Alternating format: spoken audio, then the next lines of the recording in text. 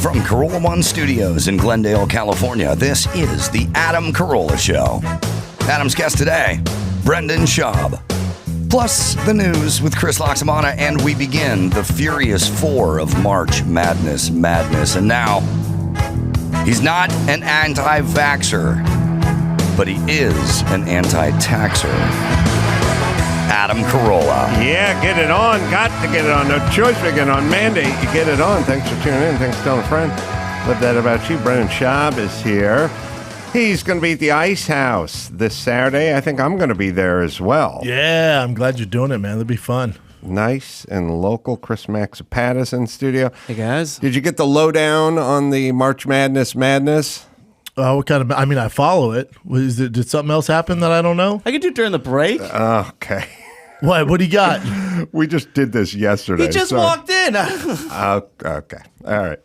I'm game though, man. What do you got? Oh, we got stuff. We got stuff. All right. Now, where were we? No, because Orny Adams was in here yesterday and he was confused. So I told Chris, tell the guest what's going on. Oh, with March Madness? Madness. That's a bit we're doing on this show. This could have been explained before Brendan came in. But I don't know. Chris, you got to keep a pad or something? Yeah, I'll keep a pad. There's a lot going on. I mean, there's a lot going on in general. Yeah. Madness in general. So you'll experience it. Anyway, much to get into. You just bought your mom a house. Yes.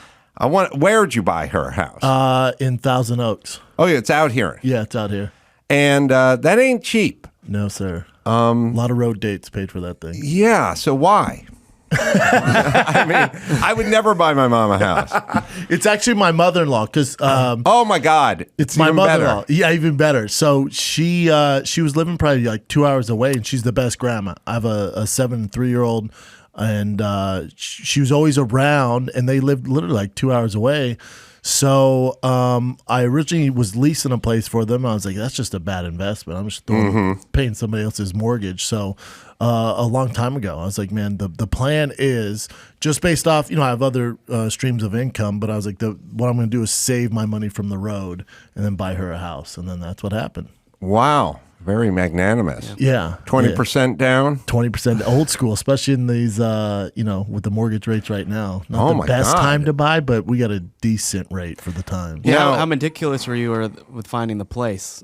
Oh, I probably looked at 40 houses. And my biggest concern, even in the video, I'm like, it hit me as I'm filming. My wife's filming me. I'm like, what if she doesn't like the house? Right. What am I going to do? I can't flip this thing in a day. Yeah, only time I've seen an ingrateful parent whose child bought them a house was depicted in the movie $1 Million Baby. Yeah, where she bought her cunt mom a house, and her mom came in and was like, the refrigerator's so small. Yeah, it's like, but Mama, you got a new house. Yeah, but who's going to pay the utility bills? I was like, wow.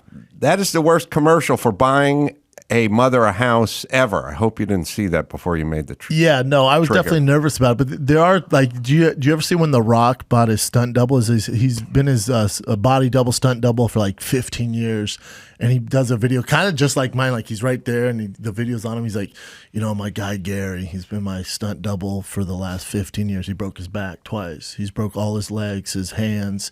There's nobody who works hard in this business. So today I'm giving him a Ford F-150. Yeah, that's $22,000. Well, also you're sponsored by Ford, dude. Yeah. It's like the Rock edition. Cloth interior, bench seat, 3 on the tree. Yeah. 2-wheel drive. That's a USB cord. Yeah. It's like, dude, what the hell are you doing? It's not only is it a write-off for The Rock, but The Rock makes $22,000 rolling over in bed and farting. Correct. Yeah. Yeah. This guy literally broke his back. Yeah. Yeah, the build-up, I was like, oh, man, I wonder what he's going to give him, like a new dope, like special F-150, or even it's like a Ford, but no, he gave him a straight-up base F-150.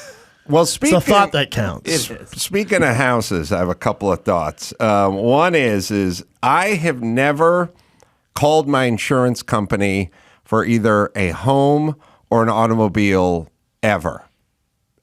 I've never filed a claim. Yeah. I've been driving in Los Angeles for 40 years.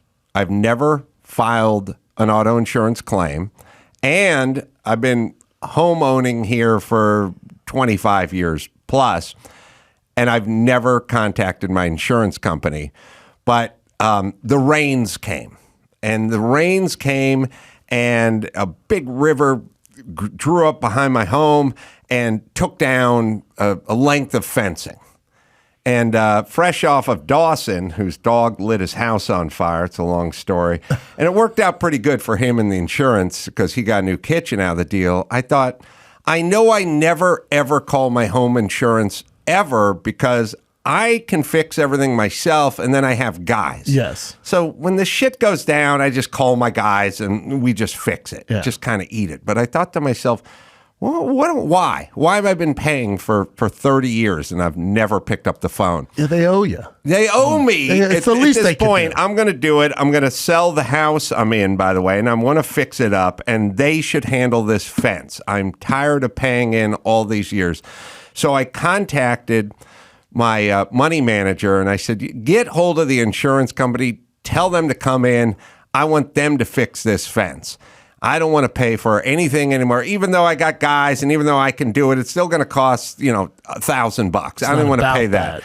Yeah. She wrote back, you have a $75,000 deductible. Boom. You realize it's a nightmare. I was like, $75,000. That's what I paid for my first house. That's a terrible how the insurance plan. hell did I get to $75,000? But that's what I found out 10 minutes ago. So my dreams. It'll break your heart. Speaking of breaking, unbroken streak of now never dealing with the homeowners insurance. And you realize that they're not there really to help you out. And if they do, it's a nightmare. I guess. It takes a while. So, and it's 75 G's. The Rock wouldn't even give that to a stuntman. No. So also, speaking of taxes that we're talking about and home sales and home buying and all on the subject, there's a new tax that's going into effect in like a day or so in Los Angeles, which is if you sell a house for more than $5 million, you have to pay. Dawson, you can look it up. Ben, you can look it up. It's like 4.2. Newsom just passed this? Yes, Newsom just passed it.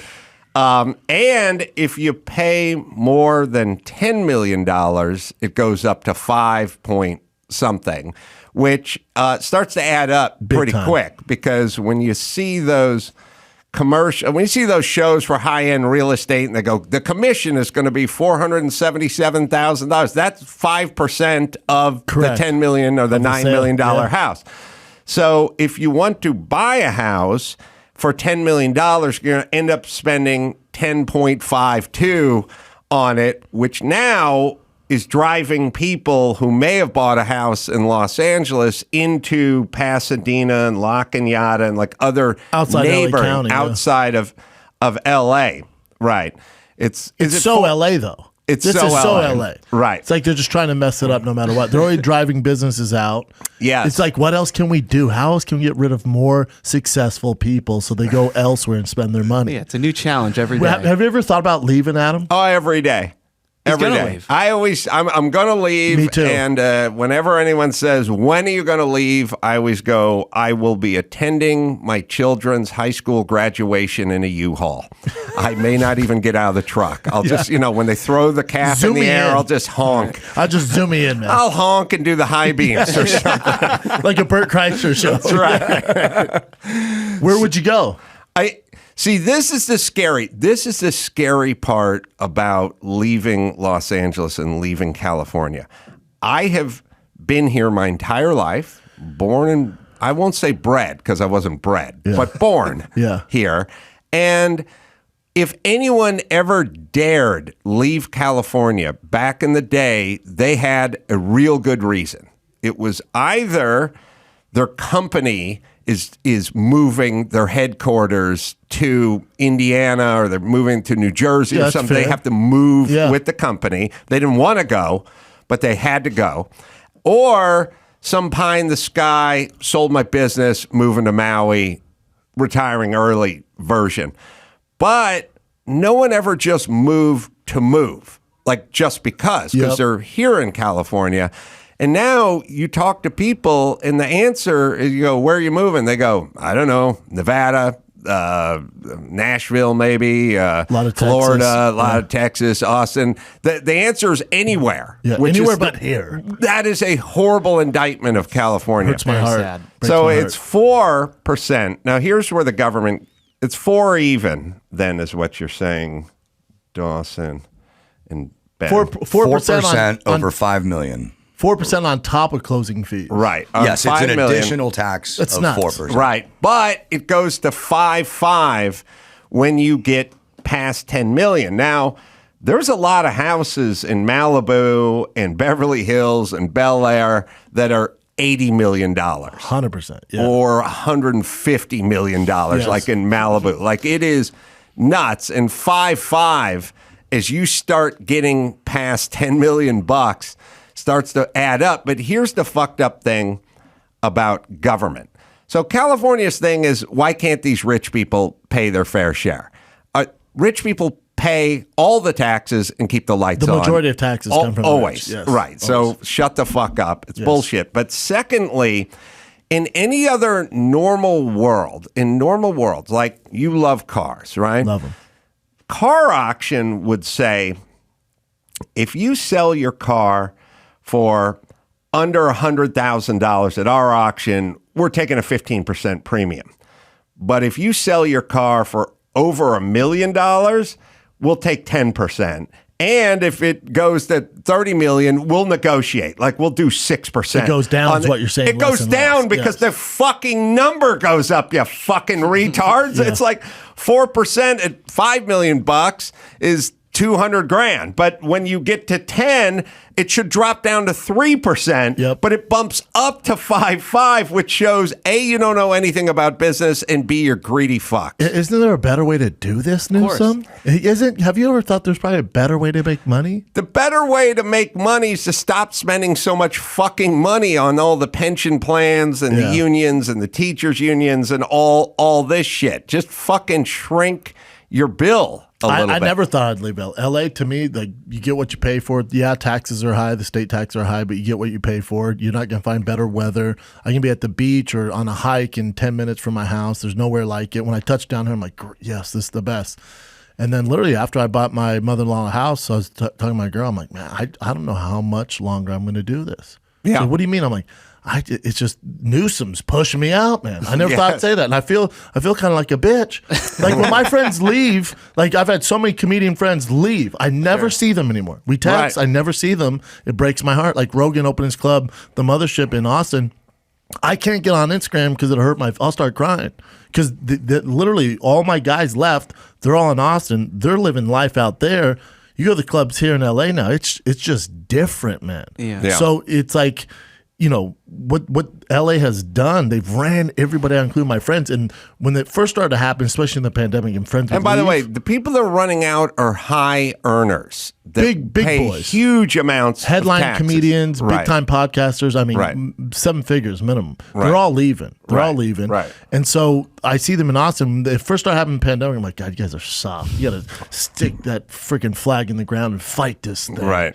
And then, about 2 years ago, I'm like, fight's not going great. No. I'm down on the cards 10-9. I'm not going to lie to you. This is exhausting. The crazy thing is we are swimming in garbage and homeless people and taxes, and they're introducing bills in California. They're like, you got to be 21 to vape. Yeah. There's we can't have flavored tobacco. We can't have 19-year-olds ingesting nicotine and water vapor. Yeah. We're stepping over homeless people on the way to the courthouse to lay down the new vape legislation. Well, what about California used to be the entertainment capital of the world. All movies were shot here. All TV was shot here. They've taxed those production companies so high, they went, all right, we're going to go to Atlanta, we're going to go to Vancouver, Canada. Yes. Atlanta, all you got to do is put a peach in the credits, and they give you like a 30% tax deduction. We've lost entertainment. We are like, you got to be 21 or older to vape. But if you'd like to get your healthy breast cut off and start undergoing hormone therapy, you can come here and start that at 12. You'll be 20. Yeah, you'll be 21 to vote. But if you want to cut your dick off, That's 12 years old is where we draw the right. line. That's right. We'll make it a sanctuary state for illegal aliens and people who want to cut their dick off. What are we gonna do, Adam? Or we're gonna have to leave. That's it. But where do you go? You just do, like, I'm the guy when everyone's like, when Game of Thrones first came out, everyone's like, you gotta see this. I was like, ugh, I don't like it. If everyone's doing it, I'm out. I'm gonna find something else to do. Right. Now it's like, you gotta move to Austin. You gotta move to Austin. Like, everyone's there. Maybe they're there for a reason, but it's like, maybe I'll do like something different. Maybe I'll go to Montana. I've yet to speak to a person who got up and left and regretted it. Have you? Not one. Not only that, it's also, they say, best decision ever made.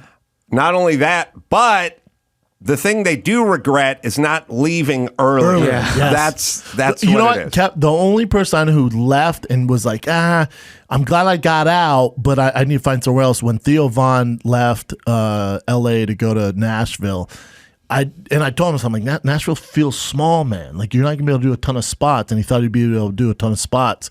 Then after I think he's been there about 2 years now, almost 3. He's like, yeah, I think he's gonna move to Austin now, but he's not coming back here. Somebody wants to pitch moving to Arkansas. So hard to that pitch. person. Hard pitch. Adam, 39 from Arkansas. Yeah, how you doing, guys? Good.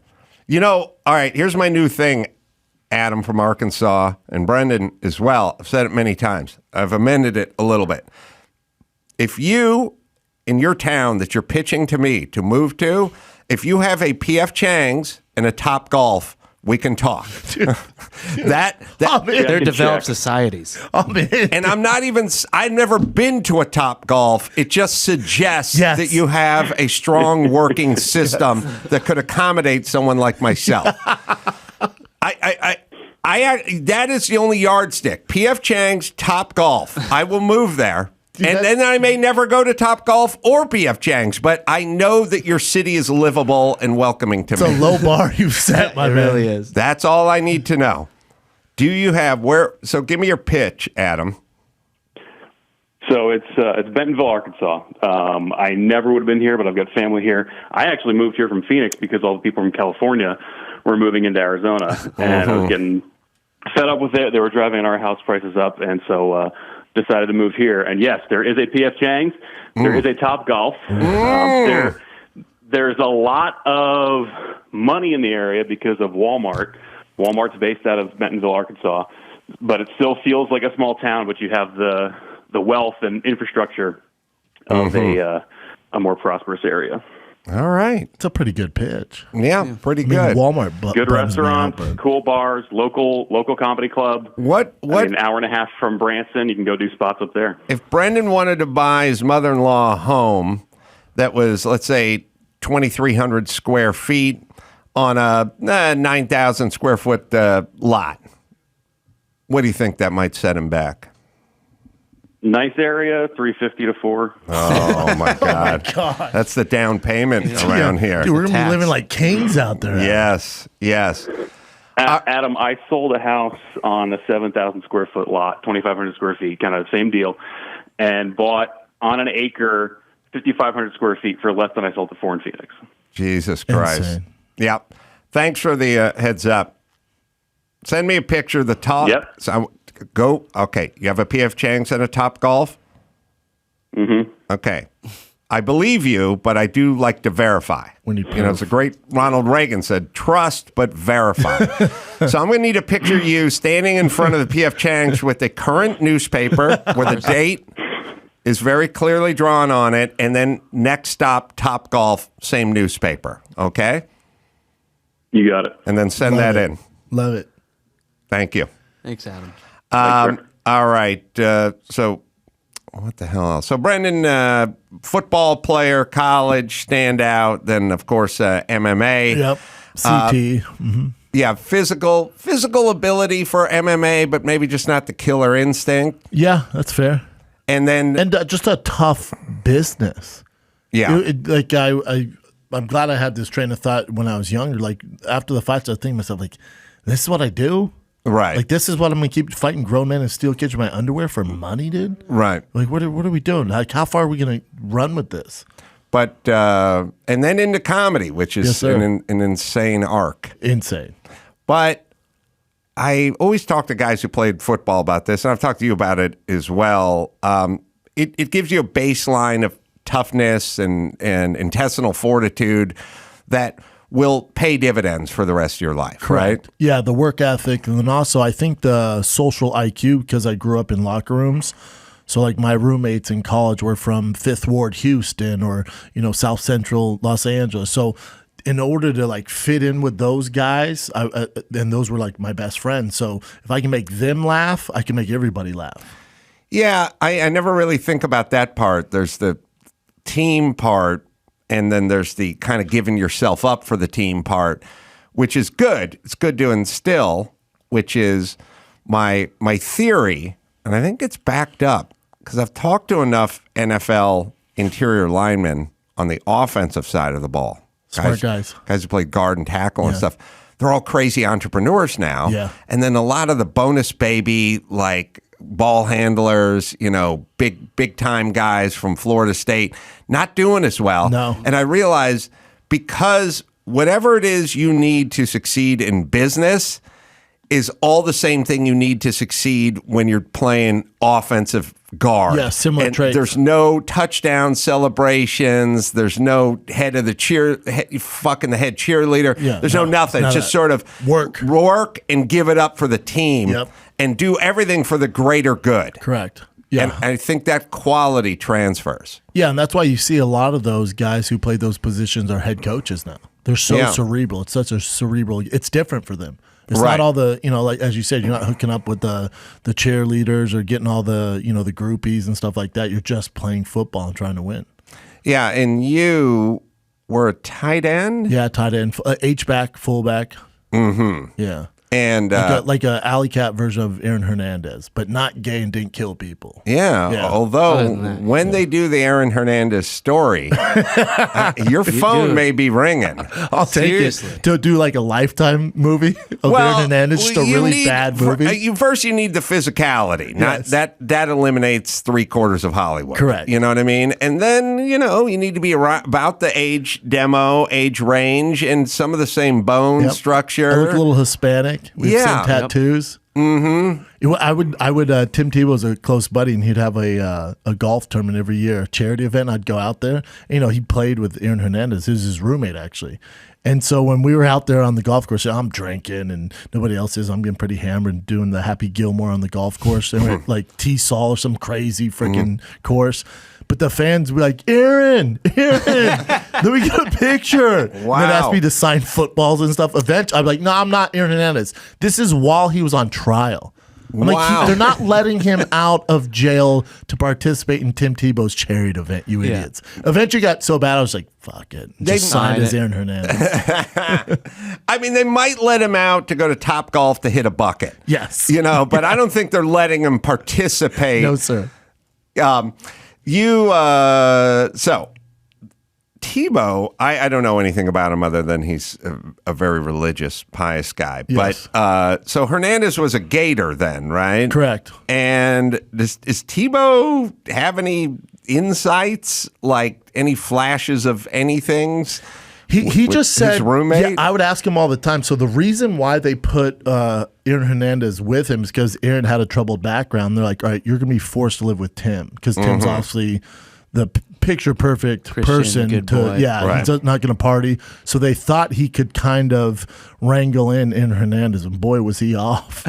And he just said, and Aaron was down to fight at any time. Like he was constantly ready to go. He's just that guy, but he's so damn good at football. They need to do an ESPN 30 for 30 on that Florida team. Might be one of the best teams of all time. But you look at that team, there's a few murderers on there. Then you also have Percy Harvin. You have the Pouncey brothers, who are no punk. You have Tim Tebow.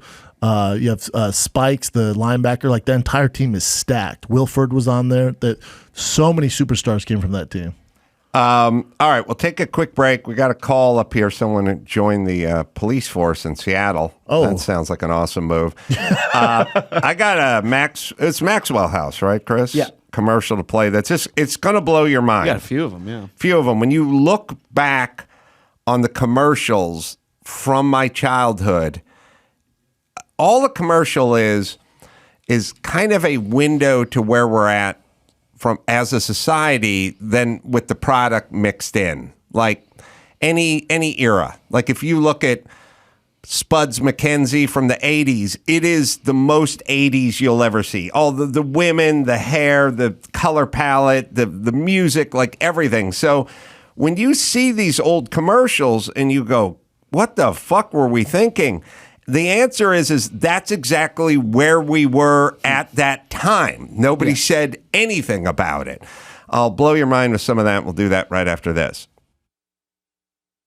Simply Safe. My listeners know I recommend Simply Safe, and I'm not the only one. U.S. News recently named Simply Safe Best Home Security System of 2023, and that's why we all use it here, always have.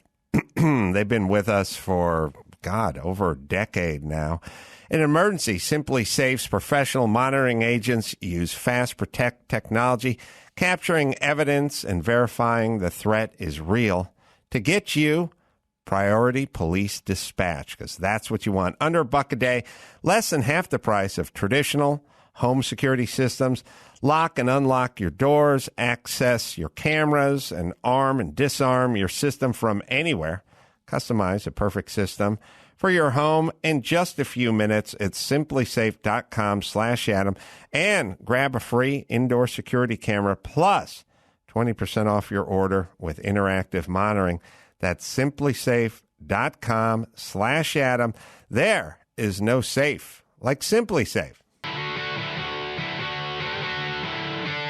It's time to check Adam's voicemail. Hey, Adam, I was walking through my kid's school the other day, and they had signs on the wall, and one of them said, if you have to choose between being right or being kind, always choose kind. Chick think, baby. Chick think 101. Get it on. You can leave us a message at 888-634-1744. Brendan Schaub in studio. Got dates coming up. Pasadena Ice House is Saturday. I'll be there, so come say hi. Atlanta, Georgia, the Punchline Comedy Club. That'll be April 13th through the 15th. And you can go to Thick Boy. That's 3 C's? 3 C's. Thickboy.com Super thick. For more dates. All right, so I'll blow your mind with the Maxwell House in a second. First, we got Chris, 38 Seattle. Chris? Hey, how's it going, Adam? Hi, Guy. Hey, Guy. Hey, so switching over careers here, and I'm just kind of asking, what the fuck am I thinking? I'm going to join the Seattle Police Department, pending a proposal offer here, and just wanted to get your thoughts if you think I'm crazy. Are they doing a lot of bonuses and recruitment offers and things like that? Because I know they're struggling. Yeah, they're hiring what they said on their website, 45 new police officers here in Seattle, and sign-on bonuses are $10,000, $5,000 you get up front, $5,000 you get after completing the academy. Because I've been hearing these stories, and by the way, I fucking cringe every time I hear them because A, we created this situation, but B, when I was 19. I was not going to college. My parents were poor. The economy was shit. And I just wandered around North Hollywood, like looking for jobs at liquor stores and supermarkets, walking on a construction sites. And now I hear all these stories, which is, if you want to go to Vermont and be a police officer, they're offering up to $50,000 bonus with moving expenses and accommodations. It's enticing. There's all this shit where we're just begging people to work. And Seattle fucked all the defund the police cities, fuck the shit out of their own cities like idiots. When's the last time I went to Seattle or Portland? Portland looks like Gotham City when Bane took over. I was just there. It's just awful. tents and Winnebagos broken down, people walking in circles looking for a place to die. They fucked up their own garden spots. These were not just cities; they were appointment destinations. Yeah, man. And also it shows you how fast their shit policy can fuck everything up. It doesn't take 30 years. It takes 2.5 years to go. But the never-ending loop of shitty politicians talking about defunding the police, then you get rid of the police, then the crime moves in, then the homelessness moves in, and now you have trouble recruiting police. And also, who the fuck would want to work for this politician as a police officer who doesn't like them and thinks they're the problem? And also, they vilified that work for. So my father-in-law was a cop for 30 years. He retired because he got so insane. So for 30 years, so I'm super pro cop here, just to be transparent. But you vilified that job. When I was a kid, I'm sure when you're a kid, it was cool to be a cop. Yes. Now, I mean, nobody wants. I mean, you're public enemy number one. Yeah. And for what? For what? And because you have shot between 17 and 22 unarmed black men per year. Don't get me started on that. That's the fucking that's the insane lie. All chick think fucking up every policy. They're all insane. But also, when you're a cop in Chicago and they've told you cannot chase anybody who runs away from a crime, and they essentially put the handcuffs on you, then who the fuck's going to want to do that job? No one, and you're not safe, and then you can't walk around and be proud of it. Like that's why they're given $50,000 incentives. Yes. So, Chris. Yes, sir. And also, they're not incentivized to get out of their car anymore because someone's going to fucking film them arresting a black guy and getting a bucket of water dumped on their head. And who the fuck, why would you police? And then, of course, you're going to have what you have, which is more black people being killed in the inner city. Correct. All right. So anyway, Chris, you? Yeah. Yeah, it's funny. It's funny you bring all that up because my brother's super liberal. I'm kind of down the middle, and whenever I told him I was thinking of joining the police force, he almost started crying and was like, "My brother's going to become a cop that shoots black kids, this and that." And I was like, "When have you ever seen a racist bone in my body ever appear?" And so they've definitely got him all brainwashed for sure. I think it's kind of sad where we're at right now, where everyone thinks every cop is out to get them. Every cop's a black kid killer. So it's really sad. They've done their job, whatever that job was, what they were intending to do. Well, ask your brother-in-law if someone breaks in his house, who's he going to call first? No, this is my brother. Oh, it's your brother. So ask your brother, who are you going to call, buddy? What are you going to do? Yeah, that's exactly it. Well, they're going to call a community ambassador.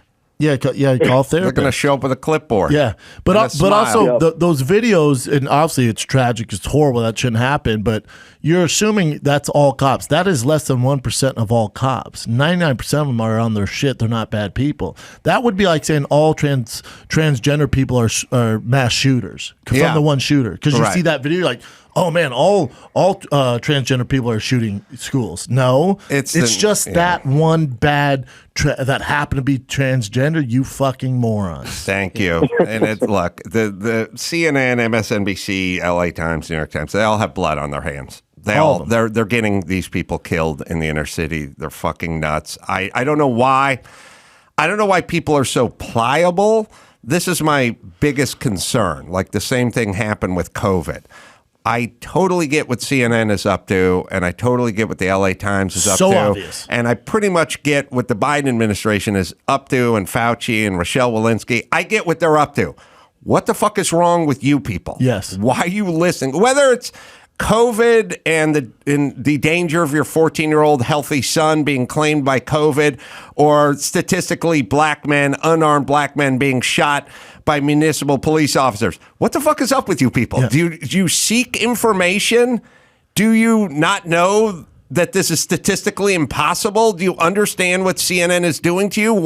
That's my whole point. I don't get how it works either. God bless them. It's fucking working. It must be nice. Yeah, it must be nice. Yeah. Yes, to be that fucking pliable and malleable. Like your brain is so malleable and you're so pliable. But here's what's interesting. Their ratings have never been, they hit a all-time low seizing ratings just the other day. They're trying to figure it out. It's like, yeah, what you're doing's not working.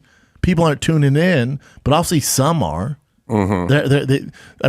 They're weekly or whatever it is, every night when they do their show, I mean, they don't get as many views as you do or I do, but they're doing something because if you talk to anyone, they're pushing that narrative. They won't take their foot off the accelerator. They can't. They've gone too far down. They've gone way too far down the rabbit hole. We have a picture of Hernandez and Brendan. Side by side. Side by side. It's in my screen somewhere. Oh, yeah. Oh, yeah. Which was which? Yeah. I don't know. Yeah. Yeah. You could definitely pull that roll off. Lifetime movie. And, all right. So now we get to Maxwell House. Before that, Chris, the caller, call back again. I want to hear an update on how it's going. Yeah, give us an update. Please. Yeah. Yeah, we'll do. I'm heading off to the academy at the end of this month, beginning of May. Should be a 2-month process is what they're saying. So I'll give you a call and let you know how it's going. But homeless population up here is just for shit. I work for a competitor of one of your sponsors as far as security systems go, so I won't pitch that. But it's really sad what's going on up here in Seattle and just the fear that everybody's going on. But there's no police force to enforce it. They're all. not doing anything. No, I was just in Seattle. I was in Tacoma, and I'd spend my days in Seattle. I checked out Ted Bundy's childhood home for whatever reason, but also in Seattle. You want to get it for your father-in-law? Yeah, it's seen about mine. Place is a real dump. But when you go to Seattle, it looks like that HBO show, The Last of Us. That's what it looks like when you walk around there. Nobody's around. It's nuts, man. Just homeless people, and they sound like the weird zombies from The Last of Us. It's heartbreaking, man. Let's do a little experiment. Whose childhood home do you think was worse? My dad's ranch house that he bought in deep North Hollywood for $14,000 in 1974, or Ted Bundy's home? We could do a side by side. Because of that too. Guarantee yours. North Hollywood. I'll give anyone a run in the shit house department from their childhood. Yeah, your dad's house should have been Ted Bundy's And home. look at me, I stayed on the straight and narrow. Yeah. There's no excuses. I posted a picture of Ted Bundy's house on my Instagram. It's not bad. And the thing is because I posted that video of buying my mother-in-law a house, and then like 2 days later I posted that house, people, they didn't read the caption, like, that's the house you bought your mother-in-law? I'm like, God damn it. No. Yeah. No, it's Ted Bundy's house. Yeah. All right, we'll play you the Maxwell House. Yeah. It's not terrible. Where is that? That's in Tacoma, Washington. Yeah. It's a 6-minute drive, or about it probably took me about a 25-minute walk from the Tacoma Comedy Club. Mm-hmm. Wonder how many square feet it is. It is tiny. Good school system, though. Yeah, Puget Sound's right up the street. Yeah, beautiful Puget Sound, scenic, good schools. Yeah, it's good, nice. Good public transportation system over there. I think this thing's a lot nicer than my dad's house. Oh, that's what I'm saying. This thing is nice. From North Hollywood in 1974. It's a real peach. Could you buy something that somebody was murdered in? Do you have an issue with that? Like, could you buy the house off CeeLo Drive that Sharon Tate was murdered in by the Manson family? They tore that down. Have you seen the house that they built? No. Oof. I think it's like $14 million now. Oh, really? Yeah, it's ridiculous. They didn't do a recreation of Spahn Ranch? No.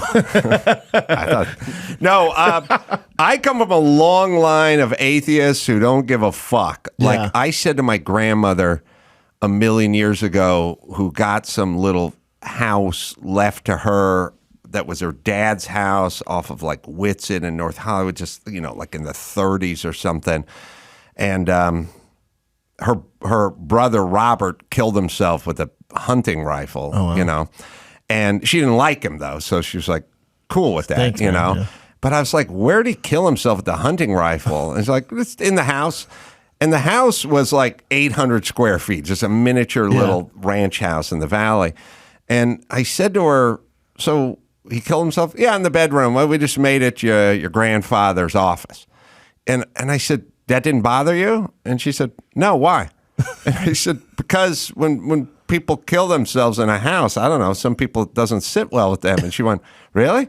And I went, yeah, there's a rule with realtors that if someone kills themselves in a house, they have to disclose it. And she went, get the fuck out of here. No way. And I said, yes, Grandma, you're not normal. Yeah, it's not normal. Other people are normal, and they have nerve endings, and they would care about stuff like this. So no ghost, you won't entertain it. You're not into the ghost stuff. You don't do Zach Baggins show, nothing? If I had a choice, I would live in a house where nobody died, and there was only good vibes. Yeah. But it might not be, it wouldn't be worth 3% of the cost of the house. Yeah. Like, you know what I'm saying? Yeah, I get you. All right, we have my dad's house and Ted Bundy's house side by side. Doing a lot of side by side stuff. Ah, man, you got a nice lawn there. It looks bigger than Ted's. It definitely looks bigger. I don't know how. I don't know how deep Ted's is because my dad's house, that is the entirety of the house. The footprint of the house We're seeing it all. is 15 feet deep and 18 feet wide. That's the entire home. It might be comparable because Ted's isn't deep. Oh, not very deep. I was asked to leave. Oh, really? Yeah, I looked on the side and they know what you're doing, right? Right. I'm sure I all get sorts it all of the weirdos. time. Yeah. Yeah, they asked me to leave. It's not Maybe deep. it's a push. With my dad's house. It had a dirt lawn. I think at some point my dad planted something there. But okay. Is that your dad in the white jeans? That's my dad. Hell yeah. Yeah, hell yeah. Still with us? Managing Yeah, the lawn. laced up in the front and in the back. Wow. That's white flared jeans. Wow. Yeah. All right, let's get our Maxwell House commercial going because I'm in love with this. It's unthinkable. You couldn't write this. This is from 1968, and Maxwell House was running a whole campaign about the wife Yeah, be a good wife. upping her game with the coffee. Oh, I love these. Like, Oh, I love it. I love them. This may be the new leader in the clubhouse. Here we go. Our first house nearly never got built. My wife was so bent on helping the builder. Woman, I said, leave that poor man alone and make us some coffee. Not that kind you've been buying either. Instant Maxwell House coffee. Red jar, good to the last drop. Maxwell House. The instant that tastes like coffee. Be a good little Maxwell housewife, and we'll be happy here for a long time. Maxwell House coffee. That Instant is and not ground. going to fly today, is it? No, it is not. Addressing your wife as woman is a death sentence. I think the only one who can pull that off is the aforementioned Rock. Yeah, Like in a lot of his movies, Oh, like yeah, he in does like do that. Fast Five, he's like, "Woman, I don't got time to talk right now." Yeah. Woman, he does a lot of woman. Yeah. That's what Mr. T does in Rocky 2. That's Or true. Rocky 3. Yeah. But back then Hey, it was woman. cool. Back then it was cool. Why don't you let me show you what it's like to be with a real man? Yeah, I think only Mr. T and The Rock can pull off woman, and I think The Rock did a lot of woman use phrase throwing in Fast Five. Because he's trying to save the world. He's like, woman, Yeah. I got work to do, or whatever. Intense, yeah. Yeah, there was So that. people are like, that's fine. Then And so this wife was too involved with the construction of the house, or she was getting too involved. she was stumbling around like a young doe Yeah. on a frozen lake, Out of knocking place. stuff over, Guys were trying to get work done. bugging the general contractor. To be fair, they were using finishing nails on drywall. But She was mucking up the works because she stumbling around. Well, what woman would know how to remodel a house? And then there's a guy, and he's an older guy, and he's the foreman, and he's looking at plans, and she's stumbling all over the place, knocking the plans onto the floor, and she's getting in everyone's hair with her stupid ideas. Right. So she then gets dispatched to make them coffee. This is the next Maxwell House copy. Yeah. It's just Adam's clip of him speaking right That's now. right. Well, then we stumble onto a string of these things. Oh, Yeah. Maxwell is known for this? Oh, this is a campaign. It's a campaign. Oh, hell yeah. Her idea of child raising was called permissive everything. Mine wasn't. Woman, I said, you've experimented with everything from my son to my coffee. I want instant Maxwell House coffee. Good to the last drop. Maxwell House. The instant that tastes like coffee. Be a good little Maxwell housewife and don't experiment with my son or my coffee. And I love you a lot. Maxwell House coffee. Instant and ground. Also, he keeps saying his son His as son, if yeah. that's Not from a his son. previous marriage, but I don't think that's what they mean back then. Back then, that was just the dude's son. Yeah. And you're Boy's mine. fucking up his brain. But also, he's aggressive with the coffee, too. He's like, woman. Yeah. And Yeah. There was like this white hand that was Let like, him woman. Let him draw on this wall. I Like don't- the cop. don't you experiment with my son? I don't know who directed this thing, but her look when he's dressing her down to make the right coffee is ghoulish. Oh, Like, she looks- She She looks like serial she killer. looks Yeah. possessed at that point. Yeah. So then we kept going. We kept going. I don't know why they told her to tilt her chin down and her eyes up and to look evil. She looks like evil. She's possessed. They told the guy, hey, look, you really got to almost throw the coffee in her face. Right. Really make it. You want to threaten her with this coffee. It's a weapon. Mm-hmm. Okay. We're not saying hit her, just get her to make the coffee. Yeah. Just scare her a little bit. Just scare her a little bit. Drawing on the walls used to be a thing. Yeah. I don't know what happened to it. I have young kids. They've never even, it's not their thing. No, they're looking at porn on a tablet. They're not fucking drawing on walls. Yeah. It was a thing when I was a kid. Yeah, me too. And then there's a third installation here, which is three-hitter, three-part series. Yeah, now they're taking Dynasty. They're taking this abuse to C at this point.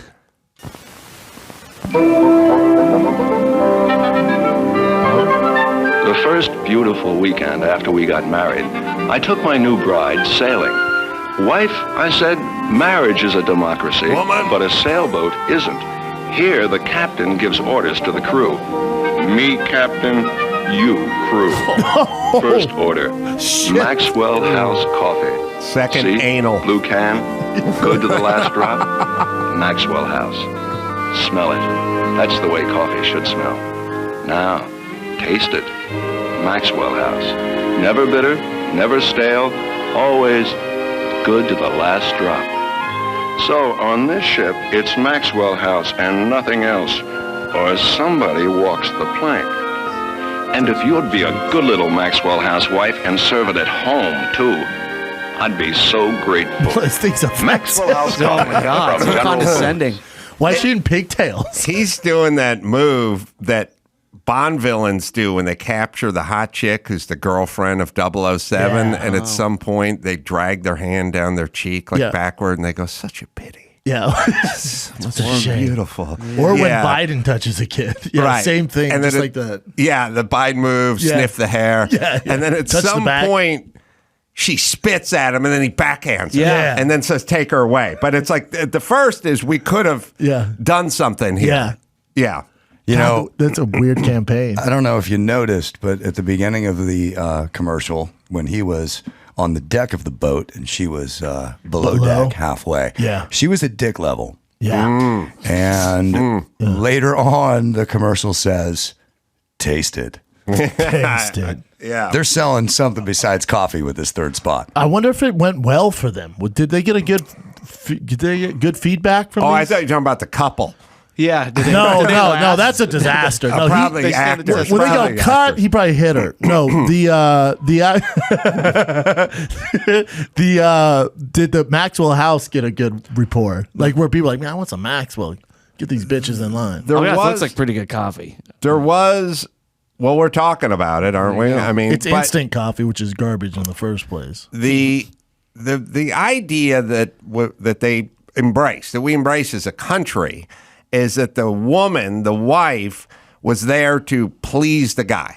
Yeah. She was there to make life better. Yeah. And if she couldn't, there were big issues. And I loved every one of those commercials from the 70s, although it set me up for a false premise, which is what actual marriage is, which doesn't mirror that at all. But no.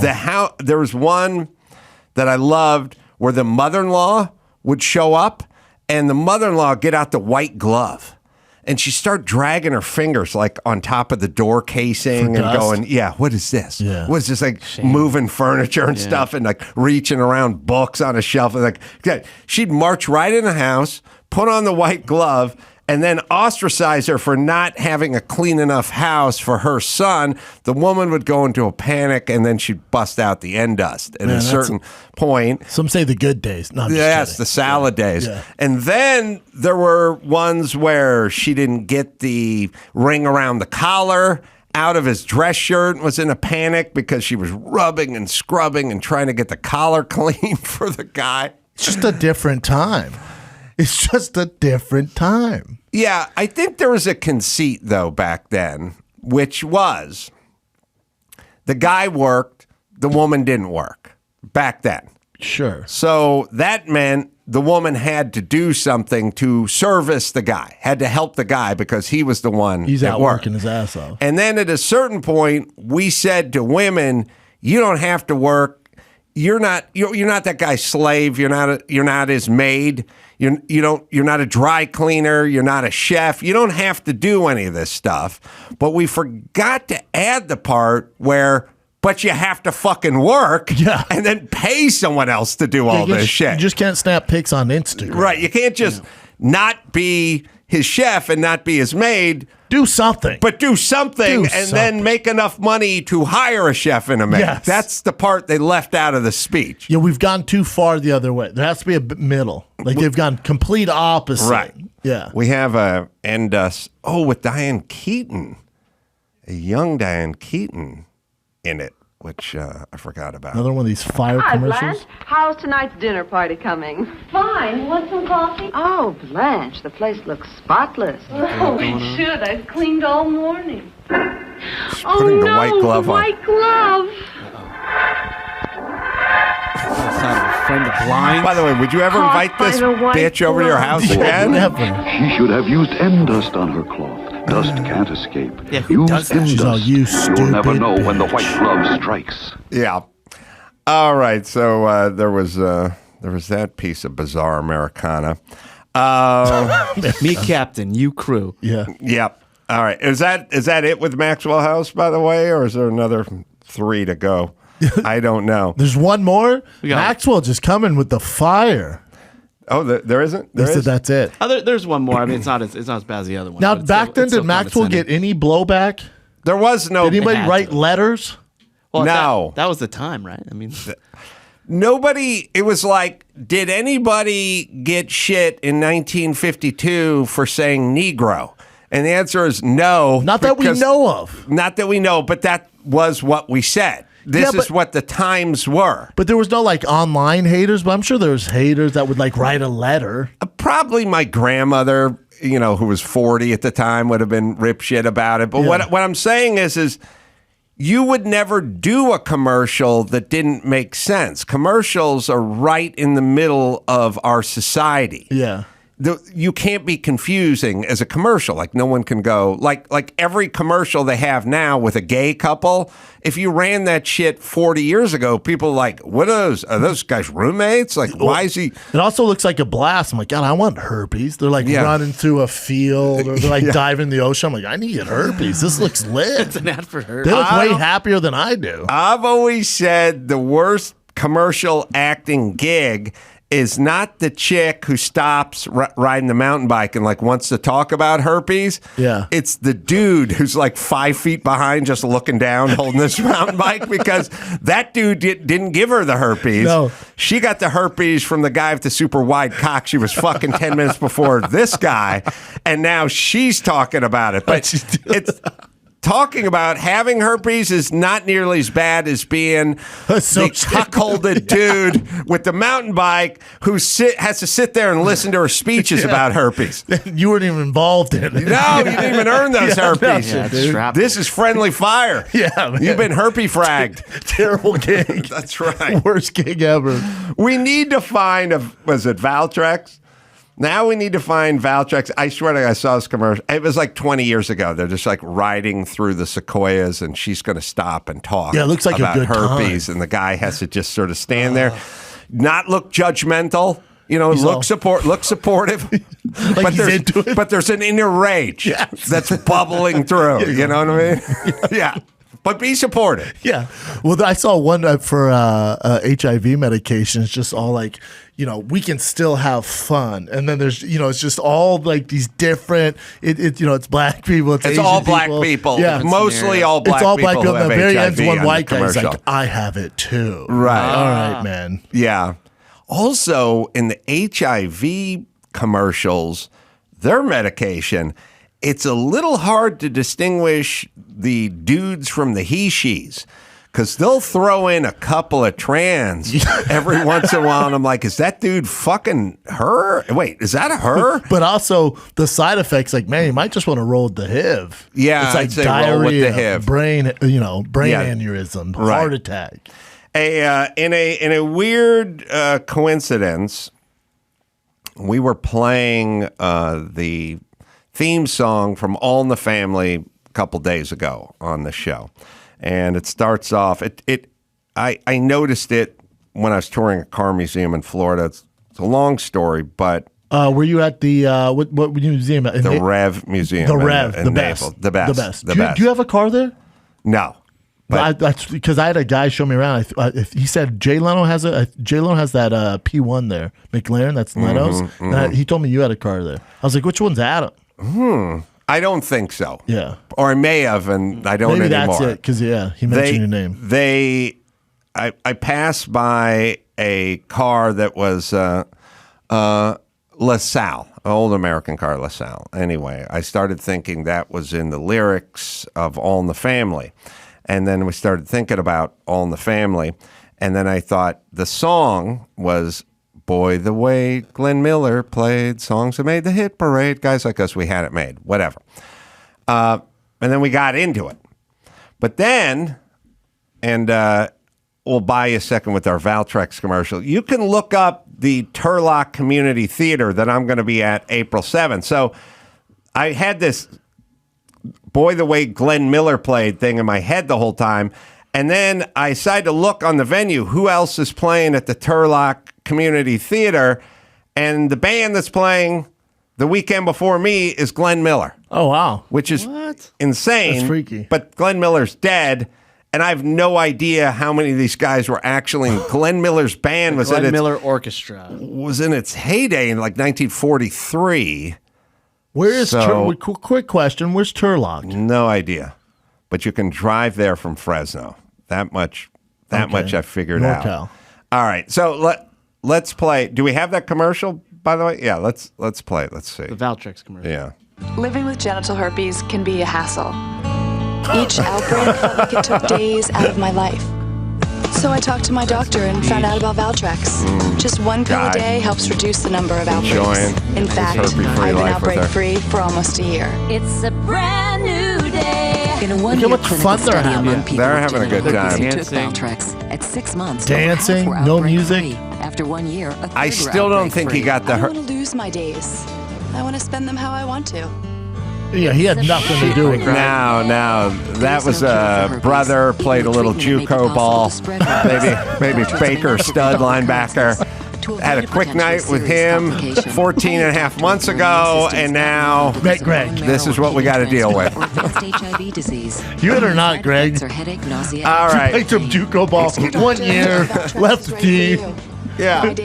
Let's be clear to people that stands for junior college. Yeah. Sorry. All right.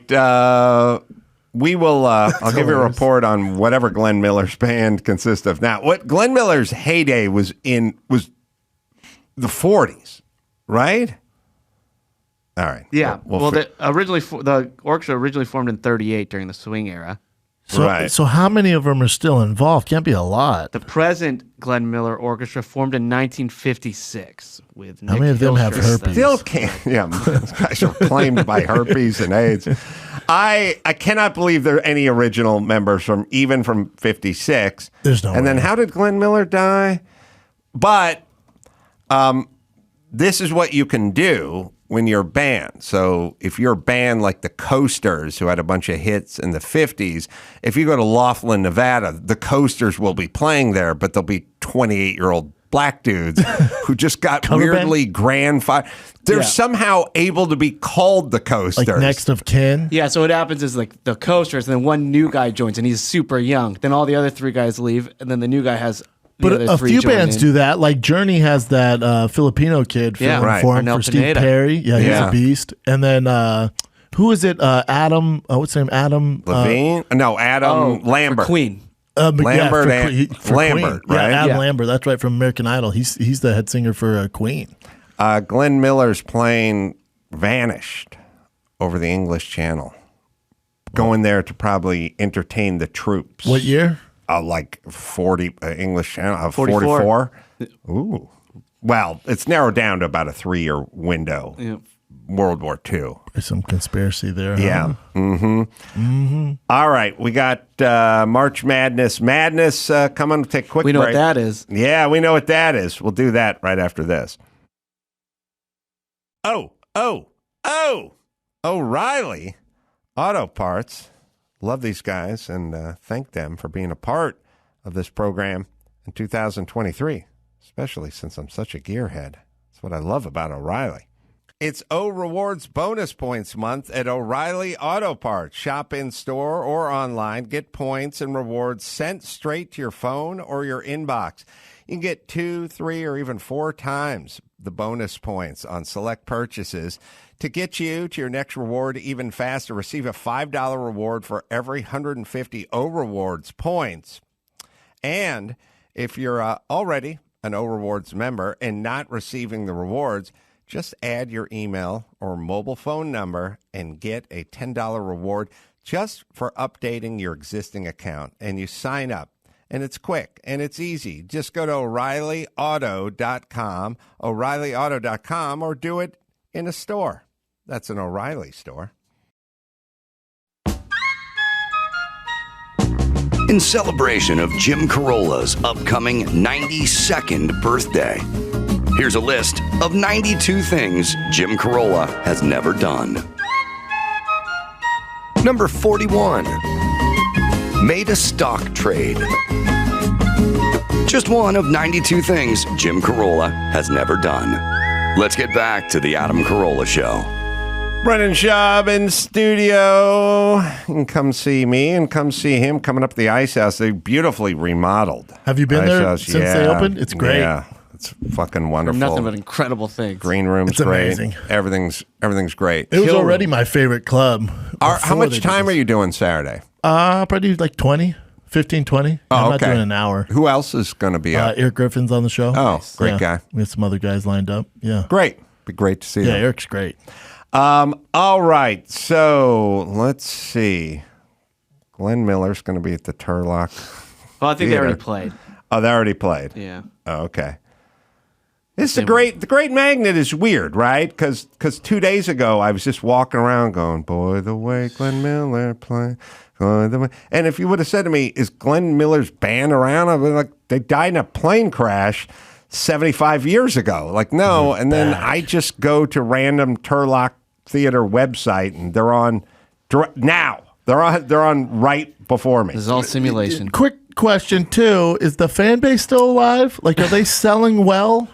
No, there's not a lot of. You would have to be late 90s, early hundreds to have remembered that version of Glenn Miller. There's you remember, you ever been to the Viva Cantina right next to the Equestrian Center? The Mexican restaurant here in Burbank that had they have 4 different stages. Yeah, oh yeah, I've been there. One Thursday night a month, they would have a geriatric Glenn Miller orchestra, and every single person in the band is age 70 to 100. They look like mummies. And it was a pretty big, it was pretty awesome. People got into it. Oh, but yeah? so it exists. I'm just saying that there are old people who still play music. The fan base is out there. But are they buying concert tickets? And, I don't know. Well, unlike MMA, you pick up the clarinet. You can fucking ride that horse into the grave. Oh, yeah. You can play the clarinet at 93 years old and kick ass.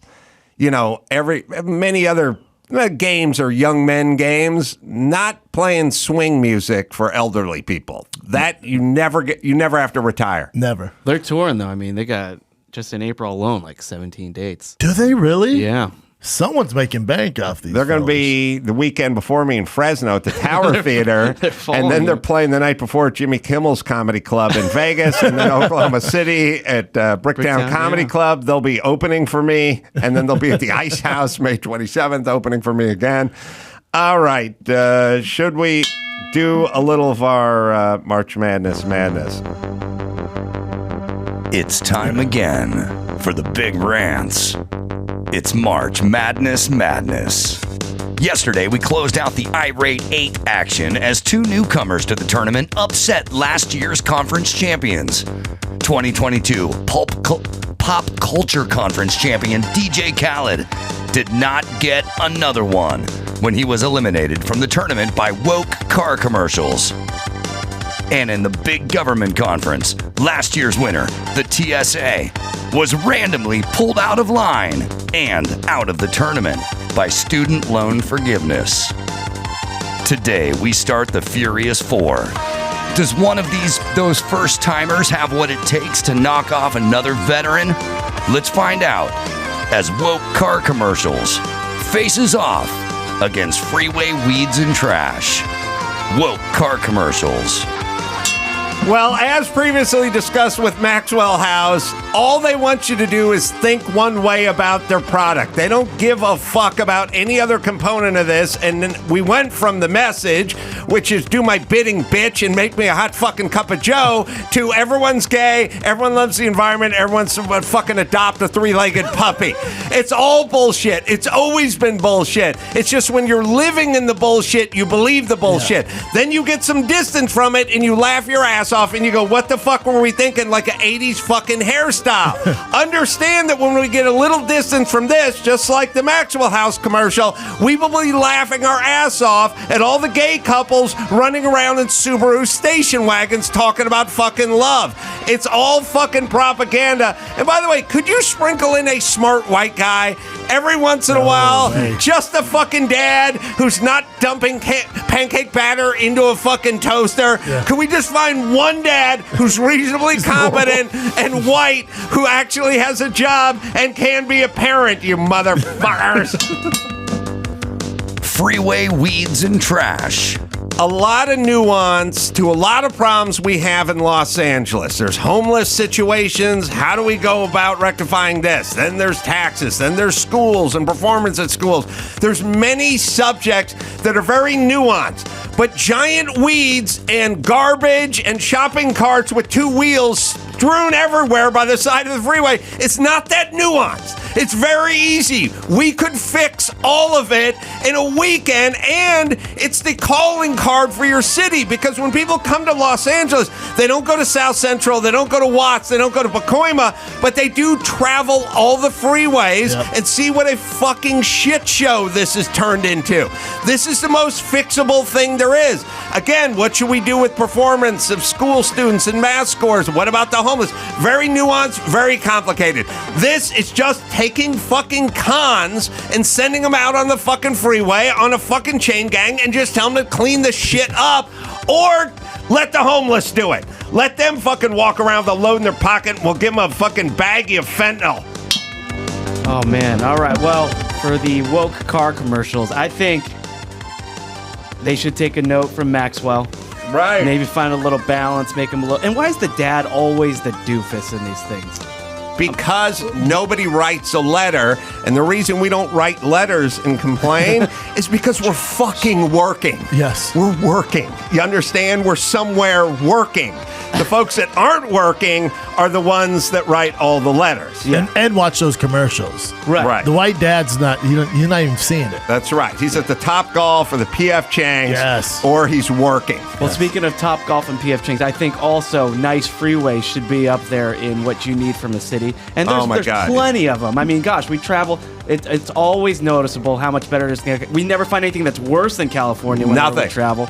So I think you're right. When people do drive through all those towns, there's something we can do about it, because people who don't live in California that hear this show, you don't understand. These weeds, it's crazy. It's so thick and gross, and there's trash just getting caught in them. We need to clean those up. I think freeway weeds and trash moves on. Here's my problem with your bracket, Adam. The woke commercial beat out Gavin Newsom. Wouldn't Newsom be able to fix all this? Yeah, now you're talking sense, Brendan. This is a pure, emotionally driven, visceral game. Yeah. There is no chalk talk. There's no strategy. There's no game film. It's all just pure aggression. It was a bracket buster when he lost. But yeah, I mean, he had to be the 1 seed, right? He got upset by a 16 seed. That's insane. All right. It looks like Freeway Weeds and Trash will advance to the Ranchonal Championship. We have one more contender. You can for vote. The crown. Yeah, what do you think? Woke commercials. You think woke commercials? Yeah, to the point we're gonna look back and it's like, oh my god. Well, you got to argue for it. You got to be advocate for it. I mean, the woke commercials. Think about the people who watch those. The kids that come home after school. You're seeing that. Like I said, I'm 40 years old. That woke commercial makes me want to have herpes or get AIDS. Yeah, this isn't good. It's also not realistic. None of it is realistic. We gotta get rid of that, man. I'll take a few weeds on the highway. Brandon just challenged. That's great. That's great. We've got a last-minute comeback. Woke car commercials takes it away. Wow. Compelling. That was close. Compelling. That was close. We have one contender for the crown. Tune in tomorrow to find out who's going to face off against woke car commercials in the Ranchonal Championship as the Furious Four continues on March Madness Madness. Great voice. Boom. Yeah. Great voice. voice. when I hit that bell, you didn't have like a flashback, like a Vietnam type flashback. I was gonna snap. Start hitting you guys like that Maxwell commercial, like you're my wife and made the wrong coffee. Did you watch the John Jones fight? I did. What'd you think? I'm a fan of John's work inside the octagon. Obviously, outside it's a nightmare, but he's getting better. Inside, he's the greatest to ever do it. Sure. I was glad he came back. Sure. Nobody's going to beat him. Nobody's going to beat that guy. Were you a little disappointed that it ended that fast? No, I called it. Oh, you did? Yeah, I called it to a T. It was just the easiest matchup of his entire career. You're talking about a guy who's never fought a grappler, fighting arguably the best grappler we've ever had, and he has those that skill set that's just a nightmare for Cyril Gahn. So it's an easy win for John. Yeah, Cyril looked pretty impressive in other fights. Yeah, but he never fought a grappler. The only time he fought a guy who even engaged in grappling, he got taken down, that's Francis Ngannou, who can't grapple. Right. So my logic behind it, going with that prediction, is like, all right, if you got taken down, whatever, 6 times by a guy in Francis Ngannou who's probably a white belt, which isn't good, what's he going to do against John Jones? You wouldn't know he's a white belt by looking at him, but I understand what you're saying. You'd see the white belt. Did you... what's Francis doing? What's he going on? He left the UFC, and he's banking on himself. So I think he's leaving the UFC. He said he left because he wants, fighter pay and, whatever other things he wanted Dana to commit to. He's like, I'm leaving for the betterment for the fighters. I think he has some sort of guarantee from either Tyson Fury or Deontay Wilder to box. It sounds like the closest they can get is Deontay Wilder and Francis. There seems to be talks going on there because that's the fuck you money. That's UFC can't pay him high enough. They can't make up the ground. If he just fights Deontay Wilder once, he'd make more in that one fight, we think, than he would ever make fighting the UFC. That's why. What do you think he'd get paid for another UFC heavyweight fight? The UFC is very kind of their politics when it comes to stuff. They're politicians where they'll be able to navigate around it. So they said, well, we offered Francis Ngannou the highest amount of money we've ever paid a heavyweight. But we don't know what that means because we don't know the pay because Brock Lesnar was getting a pay-per-view percentage. I heard he was getting up to 20, 30 million. But the UFC is not going to send that to Francis. They're going to say, hey, this is what we paid him on paper. Look, the Athletic Commission in California, here's the documents. We paid him $500,000. So we're going to pay you $600,000. It's the highest we've ever paid. So it's like, all right. Yeah, and if he fights Tyson Fury or Deontay Wilder... It's a nightmare for him. But he makes tons of money. It's over $25 million? I'd like to think so. I would assume, yeah. That's why they're doing it. If Jake Paul and those guys can make that sort of money, I assume the best heavyweight on the planet leaving the UFC can do it. The only caveat there is people go, well, yeah, Conor did against Floyd. People forget Conor had the backing of the UFC, that marketing machine. Francis can be on his own, which is kind of scary. So he's playing that game. All right. How are you and Dana? We're cool. I've no issues with him. He didn't mean to do it, but he pushed me out the door. Yeah. He gave me that chip on my shoulder. There was a stack of Pringles on my shoulder that made me do all the reps and stand up and made me start all the podcasts and do all that stuff. So I have nothing but, admiration. I thank the guy. I have no issues with him. Yeah. He'll talk shit and I'll talk shit back, but that's whatever, He would have been great in one of those old-timey Maxwell House commercials because I saw him give his first mate a nice love tap. That was actually a Maxwell commercial. Yeah, that was a Maxwell. Oh, they were filming a Maxwell House. Yes. Oh, that's why there were cameras. Yeah, because apparently, in Cancun where they filmed that, he was like, "Bitch, where's my Maxwell?" And then he slapped her. All right, let's do some news. Or wait a minute, should we take do some news? All righty. So first up, I want to talk about ESPN. Wait a minute. Do we need a break? We can break during news, or you want to break now? What do we owe? We need one more break. Oh, yeah. Do some news. All right.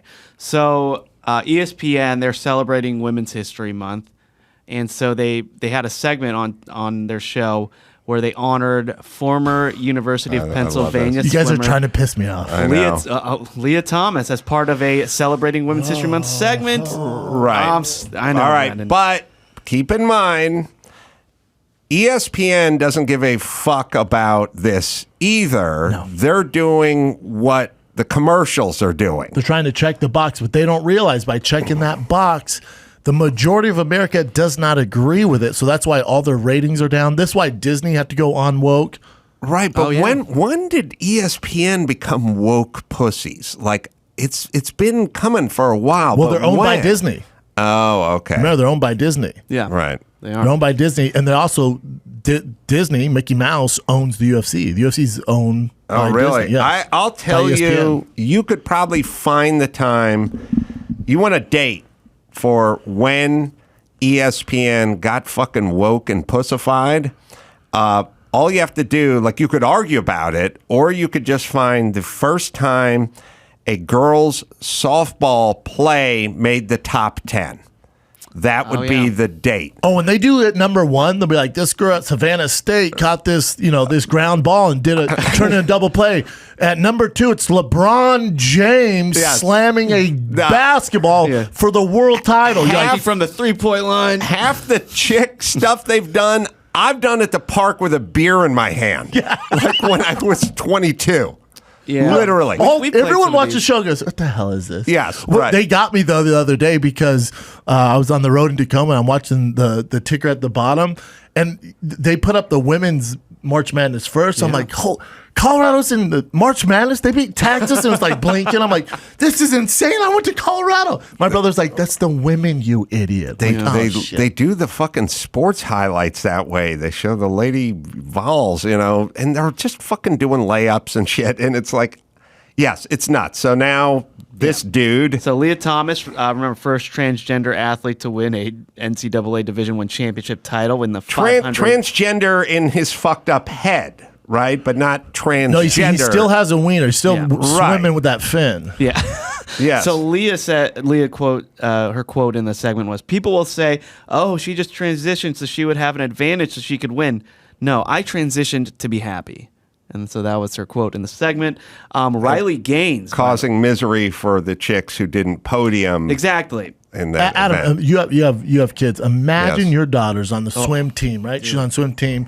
And this transgender girl's like, I'm gonna swim now. Yeah. And your daughter was, state qualifier, or maybe she was gonna in college she was gonna qualify and maybe be an Olympian. And this transgender comes in and beats your daughter. You would be furious. The other part I'd be furious about is after she got done whooping up my daughter in the swimming pool, it's the locker room where the one piece comes off and the fucking dork and hog are swinging around in the locker room. That would upset me as well. Yeah. Yeah.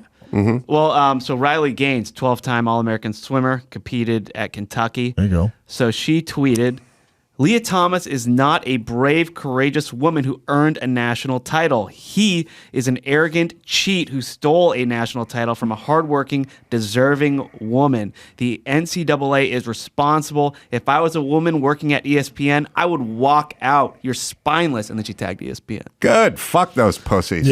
Yeah, good for her. I know. And by the way, not that they care. They're just signaling. No, they don't care. But also, you're still not going to the Olympics, right? Right. Like, I don't think so. Yeah, well, in the World Athletics said it would exclude transgender female athletes who have been through male puberty from world rankings competitions. They said the organization's decision could be guided by science. Yeah. Smart. All right. Yeah. Next up, So there's a survey, by the way, conducted by savings.com, but nearly half of the parents with adult children help pay their offspring's bills, according to a new survey. Yeah. Well, first off, could it go any other way? No one grows up working anymore. Nobody has money anymore. They've lost the... Well, they have no work ethic. They lost the ethic. Like, people used to work on farms and help, like when I did construction... The electrician would show up. He'd have his 13-year-old son with him, and they'd be working like during the summer. They kids worked. They like mowed lawns and shit. Like they had lemonade stands. Well, they're not down with any of that anymore, so they're going to suffer, and it has nothing to do with the economy. It has everything to do with the ethic. They don't have the ethic. Because there's jobs out there. Yes. Yes. Yeah.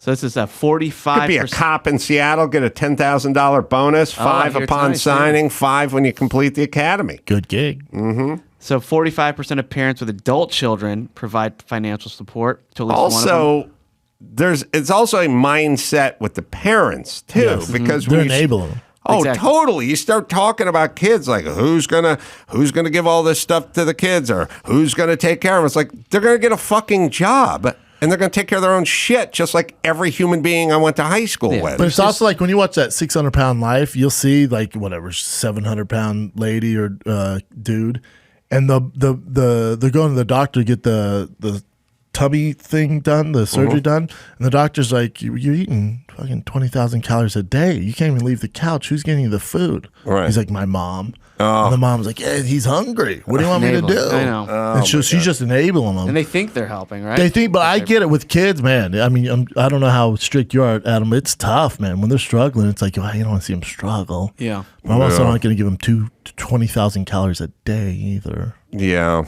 It's all shit. It's all shit. It's all shit. Hey, have we become the grumpy older men? Yes. Yes. I started a long time ago. I'm right behind you. Good. Bump draft me right into misery. Next stop, misery. Next stop, Arkansas.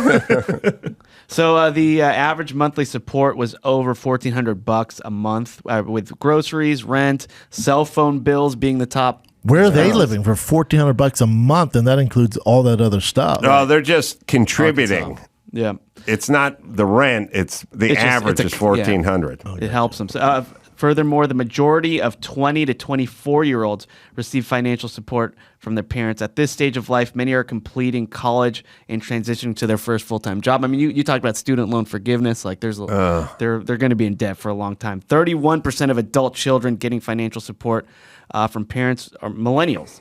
The youngest people in this generation are around 27 years old. So, yeah. You fuckers better learn to speak Chinese because it's over. Or start dancing on TikTok. It's over. Yeah. All right. So there's this wrestler in Tennessee. It's a Tennessee family. So they just reached a multi-million-dollar settlement with a Kentucky university because their son died of a heat stroke following a workout with the wrestling team. Well, is the rest of the wrestling team alive? Yes. Well, no case. Really? Well, hold on. He was inside training. It's a 20-year-old was a 20-year-old kid. So he was following through with drills until he became exhausted, and his coach threatened to kick him off the team. So he stopped the drills, asked for water, but the coaches didn't provide any or contact emergency personnel. So then after leaving the training session, he went and attempted to drink from an outdoor water fountain, but it wasn't working. I got to tell you, the last goddamn water fountain that I attempted to use had a big, at LAX, had a big chunk of gum in it. Yeah, that's probably me. It was you. Yeah. I was like, can you fuckers find a trash can? Insane. It's insane that I have to smell because it was spearmint. Yeah, it's you have right to there. smell your fucking gum while I'm taking a suck off of this drinking fountain. So the drill was he had to run up and down a hill multiple times, sprint multiple times up and down. This kid's the exception. He also doesn't get in phenomenal shape. Like Walter Payton used to do. Look, here's the problem. The problem is Brendan knows this, and I know this too from playing football. They attempt to kick the shit out of you. I'm older than you are, Brendan, so water was considered bad for you when I played. They wouldn't give you water. They would just run you and Mental run you and run toughness. you. Yeah. They thought you were weak if you wanted water and so on and so forth. But if you're doing it with the whole team and one dude dies, then the one dude had a pre-existing condition. Correct. Because the rest of them are fine. I mean, this shit goes on all day, every day. Wrestling, football, soccer. Well, they never hear about working the shit out of them for soccer for some reason. No. But he had something. I mean, the story always looks like shit because they worked the shit out of him, and then they didn't give him water, and then they died. But no one else died, and this coach probably been doing this drill for 18 years. Yeah, this kid's the exception. So it's like with football, whatever, the kids pass out or they die, and people are like, the kids need to stop playing tackle football. It's like, that's the answer. Right. Because the exception didn't work out. If we start making rules for the exception, we're screwed, man. We already are. Yeah, that's why the woke commercial. So he actually he had narcolepsy and ADHD, which prescribed him Adderall, and Adderall really dehydrates you. Oh. So they're saying that could be part of it too. You have some underlying factors there. Yeah. Adderall will make you wrestle hard, I think. It's tough because if you talk to attorney Mark Garagos, when you're trying to put a number on somebody dying, you have to figure in earning potential. So if you're, it's fucked up. But if the LAPD shoots some pizza delivery guy, there's an equation where it's like, well, an hour. he is making $16 an hour. He's in his 40s. He gets $41,000. Larry is worth $43,000. That's how they So do it. fucked up. But now the earning potential equation is totally fucked up because half these kids leech off their parents all through their 20s. So not only are they not earning, but they're actually taking money out of their parents' bank account. So I don't know how you assess a dollar sign to this. So if your kid's a loser and dies, they're like, you actually owe the city $44,000. All right. Well, sad, and he will be missed. Yeah, sorry about that. But speaking of high school sports, so there's a high school football coach who was fired because of post-game prayers with students. Yes. So he just won a major financial settlement, got his job back, $1.7 million from Bremerton School Board in Washington State. Good for him. Yeah, and it was because the school board's decision follows the Supreme Court's ruling in June that prayer groups are protected by the First Amendment. So what he would do is he would pray alone at midfield following the games, but then later students and football players began to join him. And then he was suspended in 2015 after he refused to stop giving speeches that contained religious references and praying. That's ridiculous.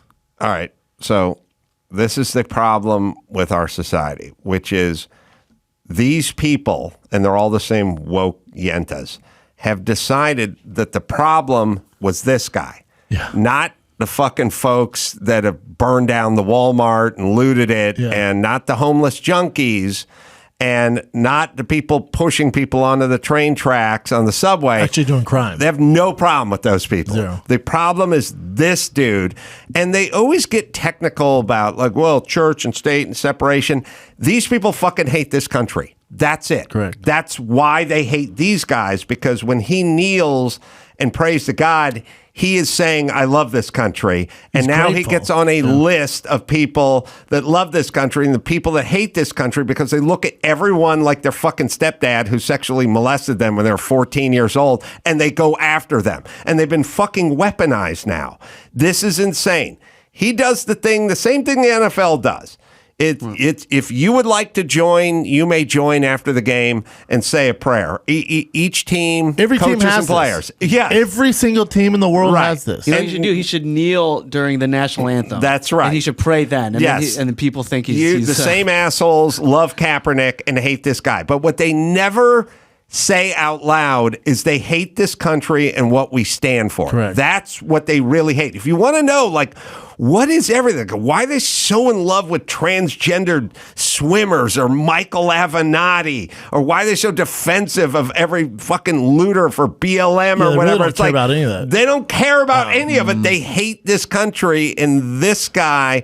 And also, when you engage in this kind of activity, it's like essentially like not wearing a mask. It's like, oh, okay, you may have voted for Trump. Yep. Okay, this guy's a Trump voter, and we need to get him the fuck out. Yeah, of they there. want to tear down the foundation of America. They hate America. My thing with that is, all right, so move to Russia. Let me know how it goes for you. Yeah, I'm sure. Move. If you hate it so bad here, move. Let me know how it goes for you. Don't go to Arkansas, even though they have a Top Golf and a PFG. Don't go to Russia. Go to Mexico. Yeah, go to Mexico. See how they treat you over there. Goes for you. Have fun. Mm-hmm. Well, speaking of assigning worth to people, so Justin Bieber, he just sources say that he's contemplating retiring amid some health issues. So he He's open about his battle with what's called Ramsey-Hunt syndrome, where it kind of paralyzes his face went all crazy, right? Yeah. But he's thinking of retiring because earlier this year he sold his catalog for $200 million. I thought he'd get more. Got to be honest. Really? It's one of the higher ones I've seen. There's people on Spotify who get that money. Doing podcasting. I don't know. Justin Bieber's entire catalog is only $200 million? $200 million. But his catalog is 7 years. Like Bowie got 200 for 40 years. Or that's probably, and Bruce Springsteen got like 250 or something. That's pretty good for the under 30 club. Yeah, not bad. I figured you'd get more than also for Bieber to take a break or retire. Yeah, dude, he's been doing it since he was 9. Yeah. Was he 27? How old is that kid?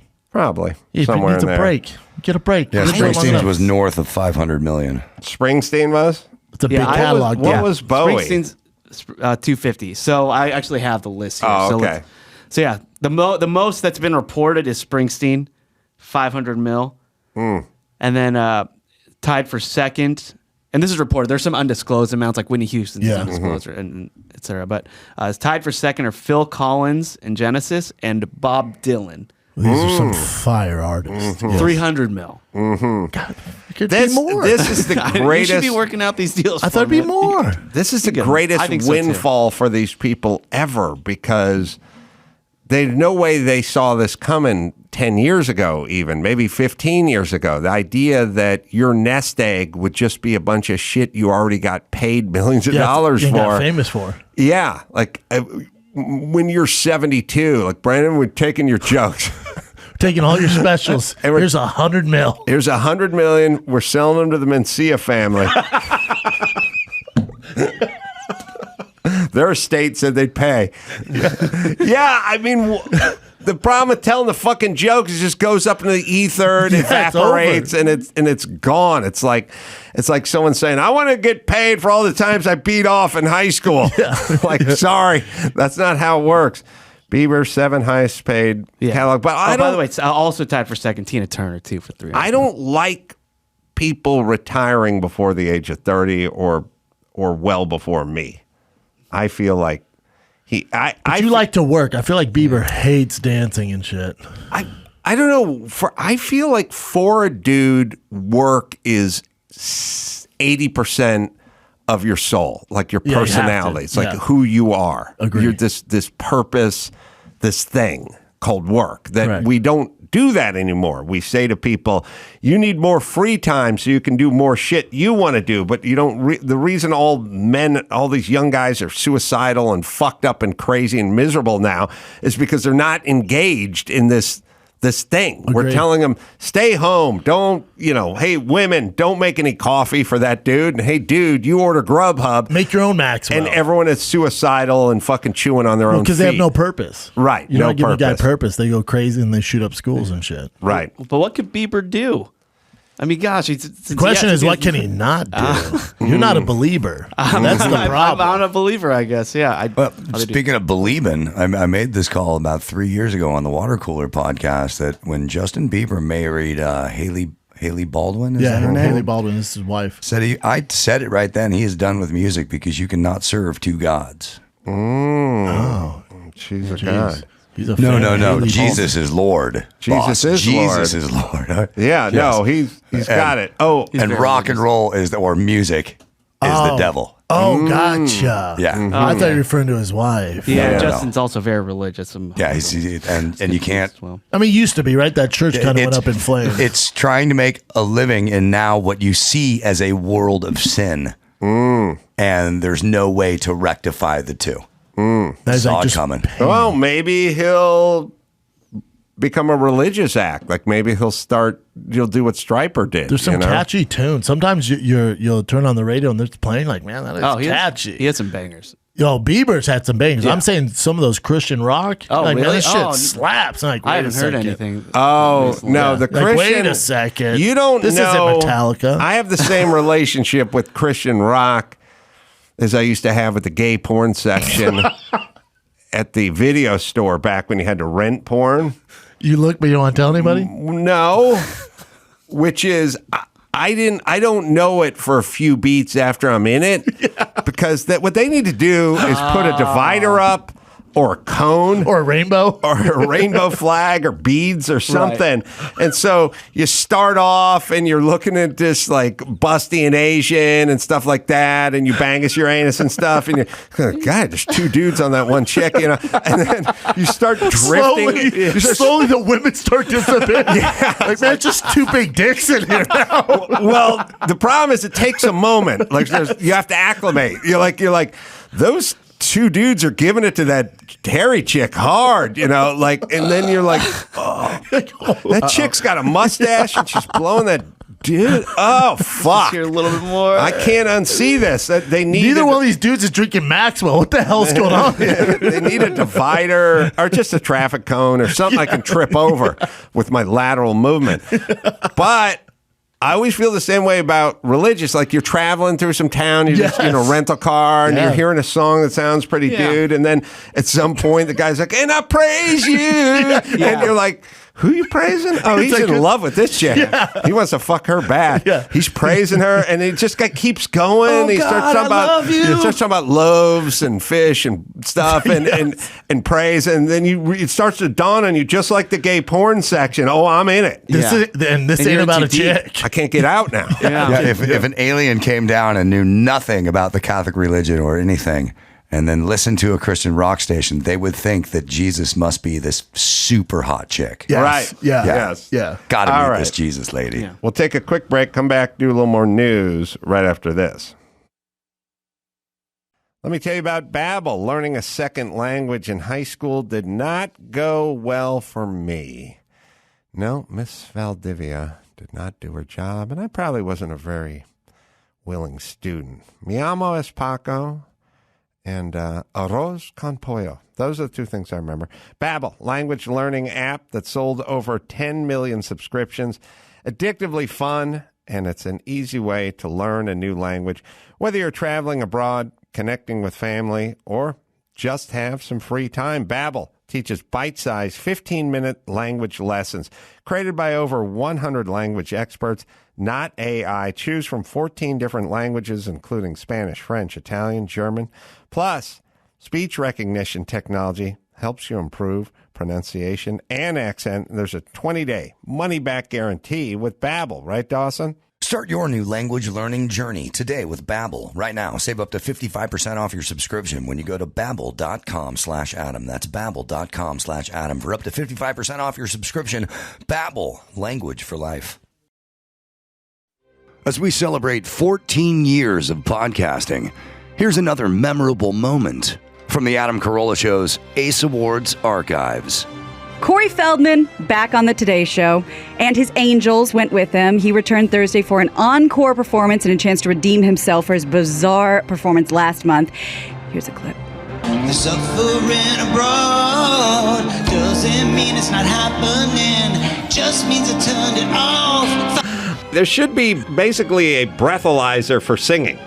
Because we do run into a lot of horrible singers, and it's because nobody tells them, but nobody's going to tell them because you're on the payroll or you're off if you pipe up. There should be just something you sing into. You do a tuner. It doesn't care who you are, what you did as a child, ethnicity, religion, whatever. You just sing into it, and it'll just tell you whether you can sing or not. A long time ago, they had one of those. It was called a microphone. Ooh.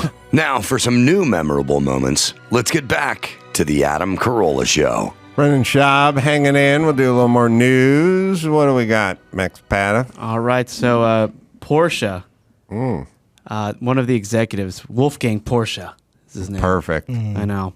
So he's divorcing his wife because of her, quote, dementia-like illness. Yeah, it's become unbearable for him. So they say if your wife goes dementia, that's bad. But if you go dementia, that's good because you get to fuck a new chick every weekend because you can't remember the old chick who you've been married to for 40 years. I think it's 2 pluses because he's leaving the girl with dementia. Right. She won't remember. That's right. Go do your thing, dog. Plus. Yeah, you don't have to. Right. She's not going to file for, she's not going to look for half your shit. I'm like, dude, you should get half his shit. She's like, why? Yeah. You're just hooking up with a new chick now. Barely know him. Best case scenario. Yeah, so he finds it, quote, impossible to live with his wife. And Claudia, his wife, her declining health has permanently altered her personality, according to him. So she was a former advisor to the German government, but has been unable to move without help for months. And for the last 2 years, she's been relying on round-the-clock care from her daughter and 4 housekeepers. This poor guy. And that sucks for her, too. But I'm assuming he's moved on. He's with like some young hot chick, right? Oh, yeah. Who remembers his name and gets a Maxwell. It's being reported that Wolfgang has been spending time with his longtime pal, 59-year-old Gabriella Prinzessin Leningen in the recent months, who is she's twice divorced herself, and she was actually married to a prince. Oh, wow. Yeah. God, I don't know what I don't know how your immediate family is, but I wish there was someone in my family that had something or invented something or a car company or something. Wouldn't it be nice to be a Porsche? Oh, man. I mean, we both love Porsches. Yeah, I love them. They're the best. I love, the thing that's crazy about Porsche is the personality of Porsche is still in the car from the 40s. Yes. And it's a kind of pragmatism and practicality that just pushes right through. It's like a bloodline. Agree. Yeah. You can feel it in the cars. And it's also a certain kind of, like if you go to car shows, and there's like the Porsche Club. I always gravitate towards them because they're pretty normal. They're actual real people. They like the Lambo, Ferrari people, and they don't like. If you ask them what the engine is, they have no clue. It's just like it's just flat. It's it's like a bit of a fuckboy car, right? The Lamborghini. The Porsche guys, they'll know their stuff. They're not trying to show off. They're there to meet people. It's just a different type of person. You drove your GT2 over here? Is the key on the left? Yes. They still do it that way. Yep. I mean, it's a 2016 GT2 White Sox. They're coming out with a new GT2, but I think from the rumors I heard is it's going to be like a hybrid, which I'm out. Anything electric, I'm out. Interesting, but it's still going to be quick. It'll be quick. Well, it's gonna be like the SF90 Ferrari, where there's the electric motor and then also the flat 6. Right. So it's gonna be turbo. So it's gonna be crazy. But anything electric, I'm out. Yeah. I started off that way, but I'm open. Wow, because the performance is going to be so insane. If you go electric, I'm going to freak out, dude. I'm not moving to Arkansas with you because you went. So there's 3 car gearheads that are North Stars. It's Adam Carolla, Joe Rogan, and Jay Leno. Rogan and Jay Leno are on the electric train. You're the last North Star, dude. I'm going to drive my car off the PCH if you go electric. Leno loves that Tesla with the yoke steering wheel every time he pulls up plaid to a gig. Yeah, the plaid. He's at the Malibu car show. I used to bring my kids every Sunday. And they're like, "Oh, Leno's there." I'm like, "Oh, cool." I'm like, "Well, which one's Leno's car? Is it that old Lambo there? The Porsche?" No, it's the Tesla. You'll be shit me. Yeah. I started crying. My kids are like, "Why are you crying?" I'm like, "Because that guy is now a chick." Yeah. Not since I found out the lead singer from Iron Maiden was gay have I been this crestfallen in Leno. And I agree. So I feel your pain. It breaks pain. my heart. I'm like, what? But then he got his face burnt off by an old school, like I think it was like a steam engine car. So like, that's more Leno. Yeah. There we go. Yeah. And then he got clotheslined on a Indian motorcycle with a sidecar in it. But Rogan has said, he's friends with Elon, so I'm sure that has something to do with it. So he's like, the performance is crazy, and he drove me around, it's crazy. But so are roller coasters, dude. It's just, and then he has a bunch of great cars that he drives every day, but he says he likes the Tesla, which... The thing about the performance is every time you get on a Southwest flight, you go 550 miles an hour, but who cares? Like, you don't feel it, you don't know it. The most fun you'll have in a car is doing one of my B sedan races in a Datsun 510 with Alfa Romeos and BMW 2002s, all 4 cylinders, most horsepower. Any of those 1.8 liter engines are going to make maybe a 2 liter, wrung out as far as you can push them, maybe 215 horsepower. 13-inch rims, drum brakes in the rear. No real performance, but the most fun you're ever going to have. So there's that. Those cars aren't fun to drive. Like I can, if you give me a piece of steak, I can microwave it faster for you, or you toss it on the grill. It takes a little time, but it's going to be way better for you. If somebody was sitting in that sidecar that Leno was clotheslined on, would that person have died? It either would have went right under the rope or the cable, or they wouldn't have half their head. Yeah. Well, Adam, if your last name was Porsche instead of Carolla, your family's assets would be worth an estimated $22 billion. Instead of my dad's paltry $7 billion. So, Dad. Every time I talk to my dad, he's like, "You think you'd buy me a trumpet or help put the roof on the house?" Like, it's. I wish I was just at a zero with my family. Just a zero would be awesome. Ugh. Yeah. All right. So U.S. and Mexico are working together to they're trying to crack down on fentanyl and guns crossing the border. So they worked out a deal. I haven't heard this before. Yeah, so the U.S. is preparing to announce a deal with Mexico to counter fentanyl coming from them. In return, we are going to crack down on guns going back to them. Us exporting guns to them, or it's just like one of those woke commercials, dude. This is their too much money involved.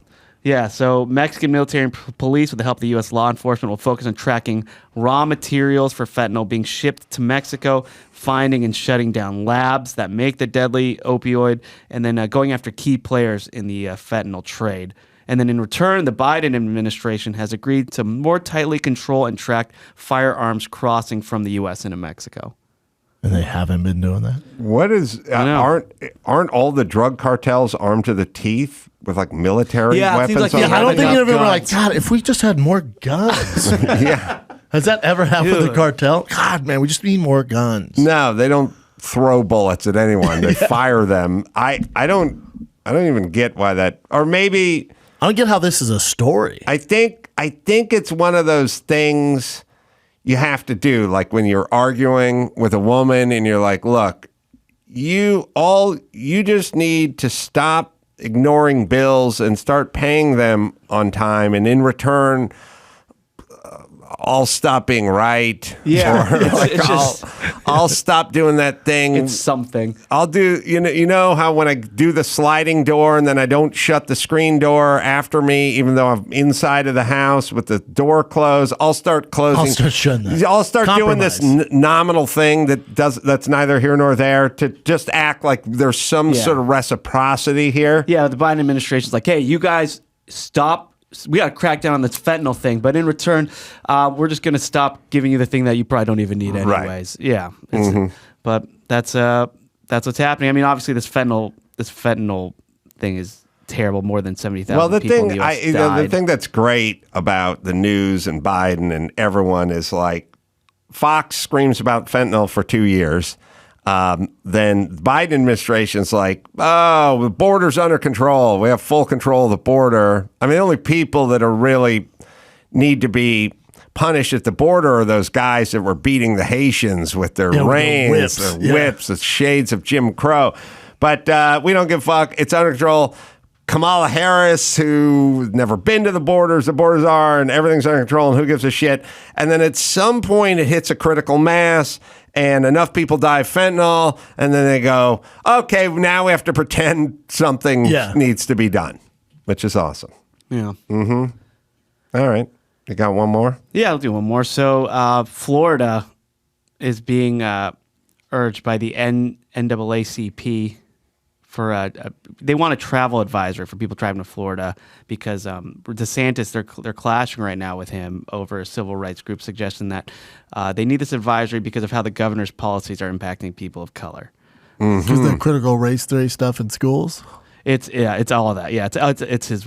So DeSantis pushed the Stop Woke Act, which critics say will force schools to whitewash ugly aspects of the nation's history on race, banned a new advancement placement course on African American studies, it's basically he's taken action on impacting how race can be discussed in Florida schools. So how race can be discussed according to them. Yeah, exactly. Not according to normal people who always are taught slavery. I mean, I saw an 8-part miniseries called Roots, and like when I was 9. Oh yeah, Roots. Yeah, me too. We saw it all, and they talk about that. See, here's the game. Here's the game that all the assholes do.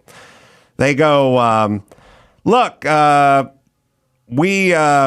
if a man wants to live as a woman and a woman wants to live as a man, do you have a problem with that? And then you go, no, I don't have a problem with that. And then they go, what if the guy wants to have surgery and actually become a woman and lose his genitalia? Do you have a problem with that? And you go, no, I don't have a problem with that. And then they go, all right, well, what if there's a dude and he dresses like a chick and he has fake titties? Do you have a problem with that? And then you go, no, he can do whatever he wants. Okay. What if that kid wants to go into preschools and read in front of your kids? And then we go, yeah, I got a problem with that. And they go, oh, there now we got a problem with the transgender community, do we? And it's like, yeah, if Peter North wanted to go into the fucking preschool and drop a load on my kid's head, we got a problem. I would have a problem with that too, but I don't have a problem with porn. Yeah. I have a problem with him in the classroom fucking up the carpet. Yeah. That's my problem. But now it's, oh boy. So you want to teach about slavery? Yeah. You want to teach about Jim Crow? Yes. You want to teach about the leaders? You want to teach about Martin Luther King or Harriet Tubman? Yes, yes, yes. How about this? How about we teach that there's something called white illness and that all white people are infected with it, and that makes you all racist, and that the slave trade in this country started in 1619, and you go, whoa, whoa, whoa, I'm not saying, oh, okay, so you don't want to teach slavery. That's their entire game. That's a straw man's argument. And nobody sees through it. It's like, hey, she just wrote the Don't Say Gay bill. It's like, it doesn't say that in the bill. He's just saying we don't want these topics talked about with third graders. Yeah. But that's all. People can get a rude awakening when I think he will, when DeSantis runs in 2024 and the troves of people come out and vote for him. Yes, because most people are normal. No, yes, most people aren't crazy insane. Right. Well, like these people are. And then NAACPs. So look, go to fucking Chicago and figure out why all the black kids are getting shot. Yeah, why is this your solution? I mean, it's not much sense. Like telling the travel advisory board to put a message like, "Oh, now entering the racist state of Florida." That's right. Thanks. That's going to do great for tourism. It's all fucking propaganda. Yeah. And ultimately, whether it's NAACP, Sierra Club, Southern Poverty Law Center, MSNBC, ESPN. All of these sort of PETA, all these former things you used to respect, Fauci, COVID, WHO. I'm now all like, oh, fuck you, crazy fucks. I'm not listening to shit. I'm not listening to a thing you assholes say anymore. You've lost me. Because they all get way the fuck over their skis, and now we don't listen anymore. And they also can't get back because they can't go back. They can't. They can't admit when they're wrong. And that's the problem. It's called a progressive movement. Yeah. Keeps going. There's no downshifting. There's no brake pumping. Yeah. There's no throttle blipping. Yeah. They just go, and they can't stop.